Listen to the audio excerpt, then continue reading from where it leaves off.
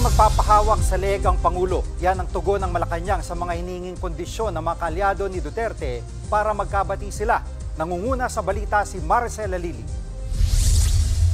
Jiggy, iginiit nga ni Palace Press Officer Undersecretary Claire Castro na walang kahit na sino man ang pwedeng magdikta sa Pangulong Bongbong Marcos kasunod ng pahayag niya tungkol sa pagiging bukas nito sa reconciliation sa mga Duterte. Sabi niya, ang pakikipag-ayos sa kahit na sino man, wala ito dapat kondisyon dahil kaya ito sinabi ng Pangulo ay para na rin daw sa taong bayan. At nilinaw din ni Undersecretary Castro na itong pahayag ng Pangulo tungkol sa reconciliation ay hindi lamang tumutukoy sa mga Duterte. Ito daw ay pangkalahatan sa kahit na sino na hindi tugma ang prinsipyo sa Pangulo. Tugon din ito ni Yuse Castro sa pahayag ni dating presidential spokesperson Attorney Salvador Panelo kung saan sinabi niya na okay naman yung reconciliation na sinasabi ni Pangulong Marcos pero sana'y ibalik muna dito sa Pilipinas si dating Pangulong Rodrigo Duterte na kasalukuyang nasa The Hague ngayon para harapin yung kanyang mga kaso sa International Criminal Court. Narito ang bahagi ng pahayag ni Undersecretary Castro. Tandaan po natin, hindi po magpapahawak sa leeg at hindi po magpapadikta ang Pangulo sa mali. Hindi po tatalikuran at babaliktarin ng Pangulo ang batas para lamang pagsilibihan ang personal na interes ng iilan.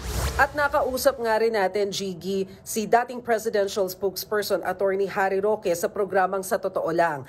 At nauna niya sinabi na nek-nek niya bilang reaksyon doon sa naging pahayag ni PBBM. Pero sa STL ang sinabi niya, parang hilong-hilo na itong si PBBM dahil paano naman daw magkakaroon ng reconciliation? Siya ang dahilan kung bakit naaresto ngayon si dating Pangulong Rodrigo Duterte at nasa The Hague. Wala na rin naman daw kapangyarihan ngayon si PBBM na may uwi dito sa Pilipinas ang dating Pangulo dahil desisyon na ngayon yan ng ICC. Naritong bahagi ng pahayag ni Attorney Roque. Well, dahil kami, may personal na kaalaman kami ni Bibi Sara bilang dalawa sa nabudol ng pamilyang Marcos, genetic talaga yung kanilang pagnanasa sa kapangyarihan. Genetic, hindi mo matatanggal sa kanila. At genetic din yung kanilang pagnanakaw, paglabag sa karapatang pantao, panunupil ng karapatang lalong-lalo na ng malayang pananalita.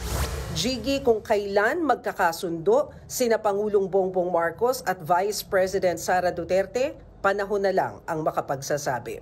Yan na muna ang latest mula dito sa Malacanang. Ako po si Maricel Halili para sa News 5.